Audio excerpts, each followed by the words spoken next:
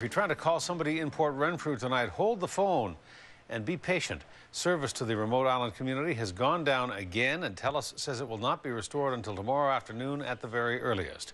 The company says bad weather has damaged an antenna, and that has severed communication. And what's worse, the emergency backup system, which is supposed to keep the community online during an outage, didn't work either. They have been cut off before, and the people of Port Renfrew are furious. Astrid Braunschmidt has the story. Central Tel connects phone lines to a new development in Port Renfrew, but no one can make a call because Telus service is down again.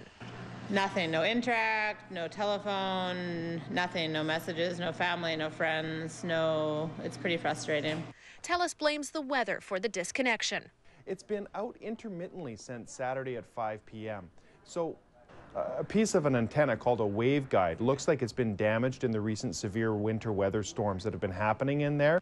But merchants say the phones went quiet well before the weekend. We've been having problems for the last 2 weeks with Telus. Last week, our phone was cutting in and out. Then on Friday, I was actually talking to one of my best friends in Vancouver. She just got back from Cuba, and the phone disconnected. The service disruption has had an impact on many businesses. We can't use our interact, so where people are driving in and nobody brings cash anymore, so people are having to go away without, stopping in. We had 20 yesterday that left because none of them pack a purse when they go hiking. And with no communication with the outside world, many worry for their safety. What if something happens with my daughter? There's lots of people with children, there's people with husbands with heart problems.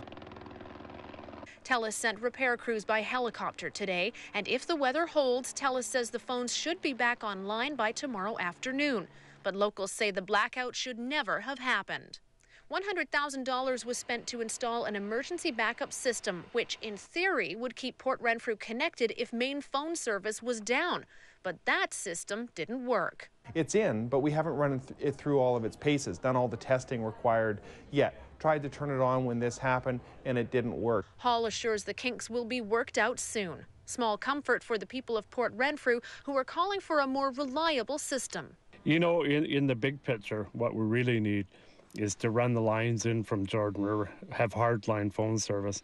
Because when you're relying on microwave towers, we're on the west coast. We have huge storms here. There's always going to be a problem. But consistently bad weather is why Telus says hard wires aren't an option. The cables are more susceptible to the weather, actually, than the radio. It's a dialogue the community isn't about to hang up on just yet. Astrid Braunschmidt joins us now live with more. Astrid, ironically, Telus just today announced it's investing $670 million in BC this year. Is any of that money earmarked for Port Renfrew? I asked Sean Hall that very question earlier today. He didn't say no, but he didn't exactly announce any major funding heading towards the west coast of Vancouver Island either. Instead, though, he does confirm that Telus is going to continue to work with Port Renfrew on their phone service. A lot of that money, according to their release today, is earmarked for wireless and wireline networks and enhancing those networks. All right. Astrid, thank you. You're welcome.